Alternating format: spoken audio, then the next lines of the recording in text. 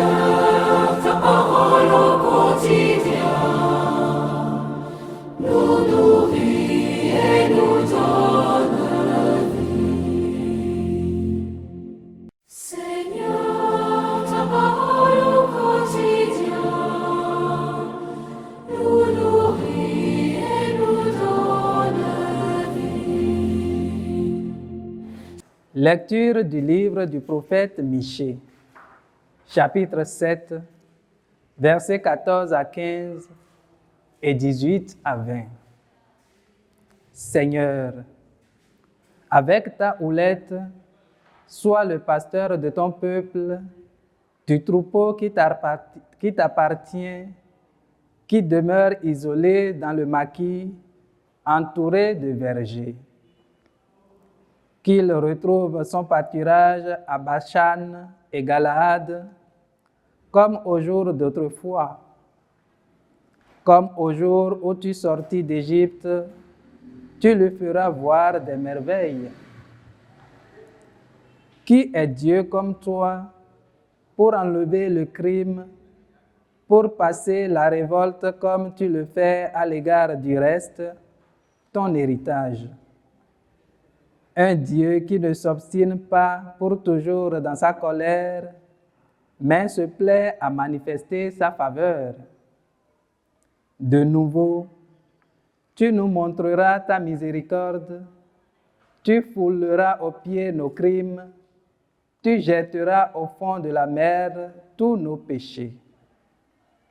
Ainsi, tu accordes à Jacob ta fidélité, à Abraham ta faveur, comme tu l'as juré à nos pères depuis les jours d'autrefois. Parole du Seigneur. Nous rendons grâce à Dieu. Nous nourrit et nous donne vie. Le Seigneur est tendresse et pitié. Le Seigneur est tendresse et pitié. Bénis le Seigneur, ô mon âme. Bénis son nom très saint, tout mon être. Bénis le Seigneur, ô mon âme. N'oublie aucun de ses bienfaits. Le Seigneur est tendresse et pitié. Car il pardonne toutes tes offenses et te guérit de toute maladie. Il réclame ta vie à la tombe et te couronne d'amour et de tendresse. Le Seigneur est tendresse et pitié. Il n'est pas pour toujours en procès, ne maintient pas sans fin ses reproches. Il n'agit pas envers nous selon nos fautes, ne nous rend pas selon nos offenses. Le Seigneur est tendresse et pitié. Comme le ciel domine la terre, fort est son amour pour qui le craint. Aussi loin qu'est l'Orient de l'Occident, il met loin de nous nos péchés. Le Seigneur est tendresse et pitié. Gloire et louange à toi, Seigneur.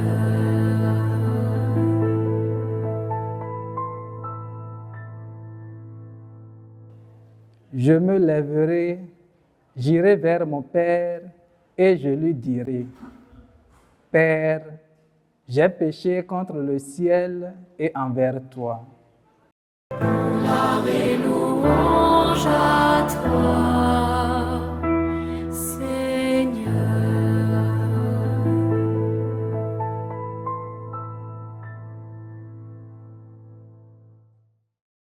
Le Seigneur soit avec vous et avec votre esprit. Évangile de Jésus-Christ selon saint Luc. Gloire à toi, Seigneur. En ce temps-là, les publicains et les pécheurs venaient tous à Jésus pour l'écouter. Les pharisiens et les scribes récriminaient contre lui. Cet homme fait bon accueil aux pécheurs et il mange avec eux. Alors Jésus leur dit cette parabole. Un homme avait 2 fils. Le plus jeune dit à son père, « Père, donne-moi la part de fortune qui me revient. » et le père leur partagea ses biens. Peu de jours après, le plus jeune rassembla tout ce qu'il avait et partit pour un pays lointain, où il dilapida sa fortune en menant une vie de désordre. Il avait tout dépensé quand une grande famine survint dans ce pays et il commença à se trouver dans le besoin. Il alla s'engager auprès d'un habitant de ce pays qui l'envoya dans ses champs garder les porcs. Il aurait bien voulu se remplir le ventre avec les gousses que mangeaient les porcs, mais personne ne lui donnait rien. Alors, il rentra en lui-même et se dit, « Combien d'ouvriers de mon père ont du pain en abondance, et moi ici, je meurs de faim. Je me lèverai, j'irai vers mon père, et je lui dirai, Père, j'ai péché contre le ciel et envers toi. Je ne suis plus digne d'être appelé ton fils. Traite-moi comme l'un de tes ouvriers. » Il se leva et s'en alla vers son père. Comme il était encore loin, son père l'aperçut et fut saisi de compassion. Il courut se jeter à son cou et le couvrit de baisers. Le fils lui dit, « Père, j'ai péché contre le ciel et envers toi. Je ne suis plus digne d'être appelé ton fils. » Mais le père dit à ses serviteurs, « Vite, apportez le plus beau vêtement pour l'habiller. Mettez-lui une bague au doigt et des sandales aux pieds. Allez chercher le veau gras, tuez-le. Mangeons et festoyons, car mon fils que voilà était mort, et il est revenu à la vie. Il était perdu, et il est retrouvé. » Et ils commencèrent à festoyer. Or le fils aîné était au champ. Quand il revint et fut près de la maison, il entendit la musique et les danses. Appelant un des serviteurs, il s'informa de ce qui se passait. Celui-ci répondit, « Ton frère est arrivé et ton père a tué le veau gras parce qu'il a retrouvé ton frère en bonne santé. » Alors le fils aîné se mit en colère et il refusait d'entrer. Son père sortit le supplier, mais il répliqua à son père, « Il y a tant d'années que je suis à ton service, sans avoir jamais transgressé tes ordres, et jamais tu ne m'as donné un chevreau pour festoyer avec mes amis. Mais quand ton fils que voilà est revenu, après avoir dévoré ton bien avec des prostituées, tu as fait tuer pour lui le veau gras. » Le père répondit, « Toi, mon enfant, tu es toujours avec moi, et tout ce qui est à moi est à toi. » Il fallait festoyer et se réjouir, car ton frère que voilà était mort, et il est revenu à la vie. Il était perdu, et il est retrouvé. Acclamons la parole de Dieu. Louange à toi, Seigneur Jésus. Louange à toi, Seigneur.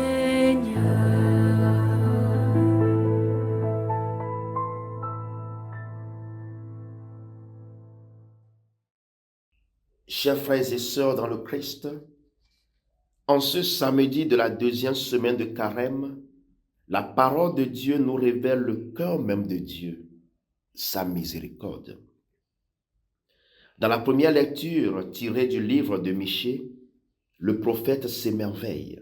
Je cite, « Quel Dieu est comme toi, qui enlève le péché, qui pardonne la faute. » Fin de citation.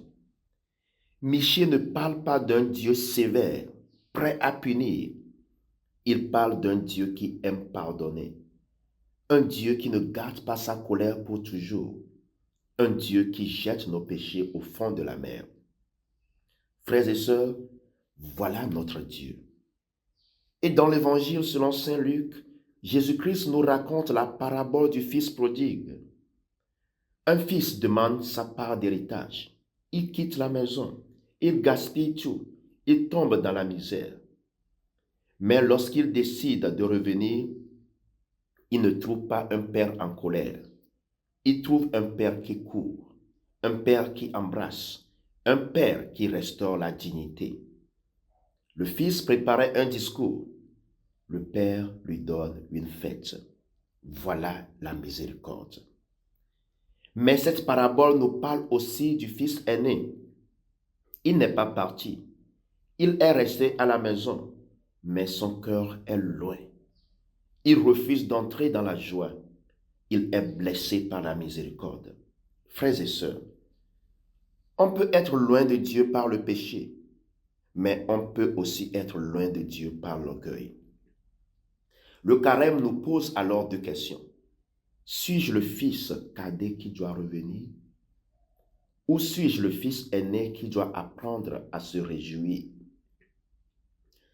Peut-être que certains d'entre nous portent un poids de culpabilité. Peut-être que nous pensons que Dieu ne peut plus nous pardonner. La première lecture nous rassure. Dieu aime pardonner.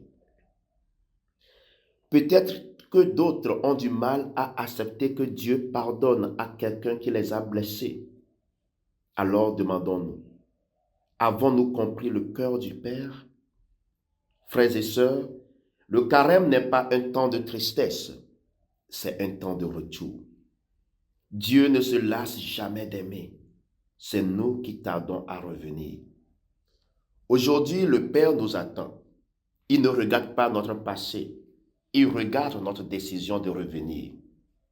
Et si nous sommes déjà à la maison, demandons la grâce d'un cœur large, capable d'accueillir et de se réjouir pour les autres. Que ce carême nous aide à faire l'expérience de cette miséricorde et à devenir à notre tour miséricordieux. Amen. Seigneur, ta parole au quotidien